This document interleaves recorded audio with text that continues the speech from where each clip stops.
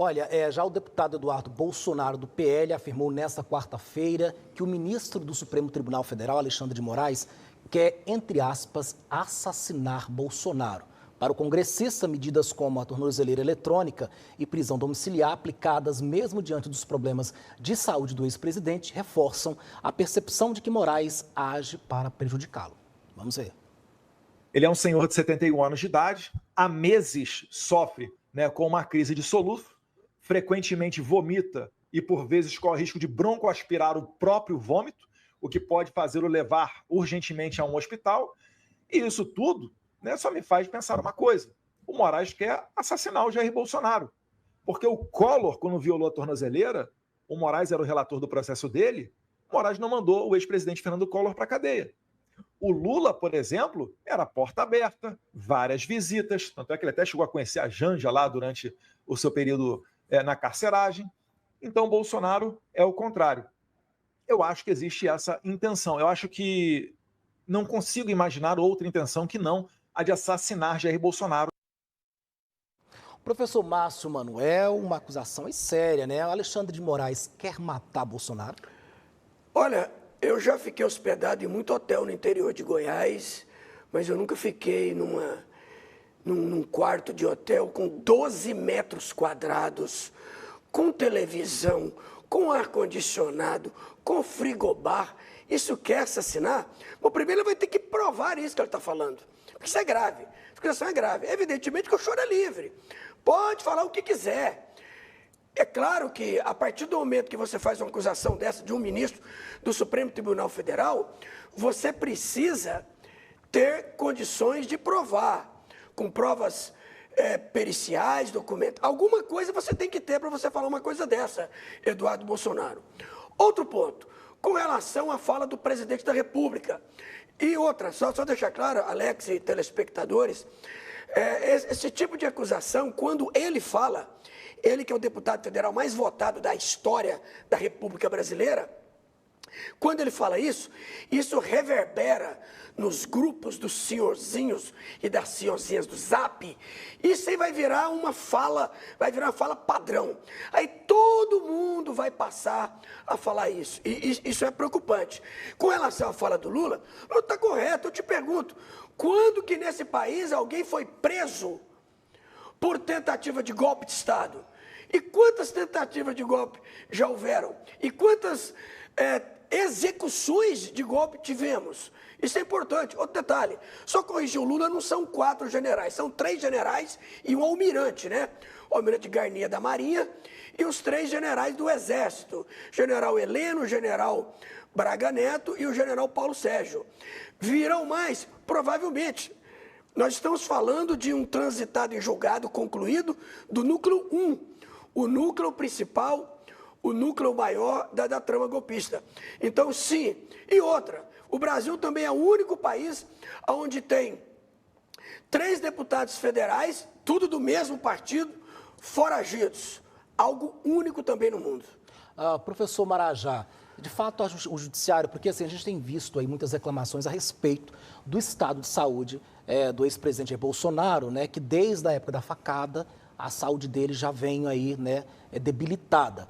O judiciário, de fato, tinha que levar em consideração isso? Claro, Alex. Veja, quando se fala de direitos humanos, a gente fala daquilo que é o basilar em respeito ao ordenamento jurídico vigente. Desde muito tempo, o nosso judiciário, sobretudo a Suprema Corte, ela tem tratado com 2 pesos e 2 medidas completamente diferentes, a ponto da própria oposição reconhecer isso. Às vezes só não faz reverberar. Porque, veja bem, quando a gente reporta, Alex, a 24 de maio de 2017, o que aconteceu em Brasília? Na época do governo Temer, a esquerda arrebentou com 6 ministérios, botou fogo na Biblioteca Nacional, depredou o Congresso Nacional em dia de expediente com parlamentares dentro da casa e ninguém foi preso. Não foi dado como golpe de Estado. E até agora nós estamos ouvindo essa cantilena de que Jair Bolsonaro tentou dar um golpe. Ele nem estava no Brasil, ele estava fora do Brasil. Quem fez as manifestações as fez num domingo, sem armas. E aí vem agora o Lula falando que isso foi uma lição de democracia. Isso foi uma lição de ditadura, de antidemocracia. É lamentável isso no Brasil, porque o debate tem que acontecer no parlamento. E aqui, concordando em parte, discordando também do meu amigo professor Márcio, quando se fala de um país que tem deputados federais, né, asilados, Eduardo Bolsonaro, o próprio Ramagem agora recentemente teve que sair do Brasil para não ser preso, né, fazendo uso do chamado direito natural, em contraposição ao direito positivo.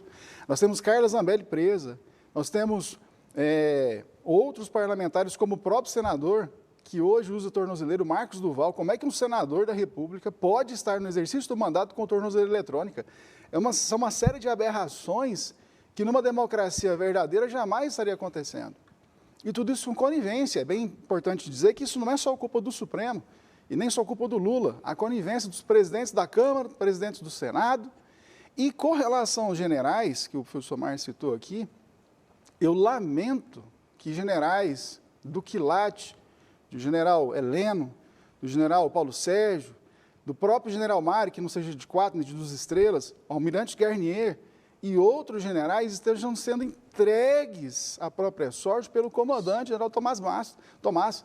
General Tomás, ele entra para a história como o pior comandante desde 1648, desde quando o Exército foi fundado. Nós nunca vimos um comandante do Exército que entregasse os seus. A gente até entenderia ele não querer se envolver em política, mas deixar com que os seus colegas, seus instrutores, que passaram por um processo totalmente eivado de erros e falhas, não fossem protegidos. A obrigação do comandante de proteger a tropa está nos estatutos militares, nas primeiras lições basilares que se aprende. Hoje, o inimigo do Exército é o comandante. É importante lembrar aqui que a gente não critica as instituições das Forças Armadas. A tropa é uma coisa. As Forças Armadas são instituições nacionais e permanentes, destinadas à defesa da pátria e garantir os poderes constitucionais, artigo 142. E ali é a ordem. Então, nós temos que proteger a tropa. Agora, nos envergonha demais, Alex, para concluir, a atitude do general Tomás de não proteger os generais, de não proteger a sua tropa e entregá-los à própria sorte, entra para a história como o pior comandante que o Exército já teve até hoje. Lamentável. Obrigado pela explanação, 8 horas e 34 minutinhos. Vamos chamar agora a Assembleia Legislativa ao vivo, mas antes, só para me registrar essas participações aqui rapidão, por favor, Gustavo. O José fala o seguinte: a prisão dele, acredito que se referindo a Lula, quando foi preso, o que demonstrou? Foi democracia também? Temos também a Lucimar participando com a gente, ela fala o seguinte, ela diz que Ramagem tem provas, que o Tagliaferro tem provas, né? A ignorância crucificou até o Filho de Deus. Opinião aí da Lucimar, que está aqui com a gente, e a Lília também conosco, fala o seguinte: quando o justo governa, o povo se alegra. E queríamos também agradecer a participação do Marcelo Campos Pereira, sempre acompanhando a gente lá na região noroeste de Goiás.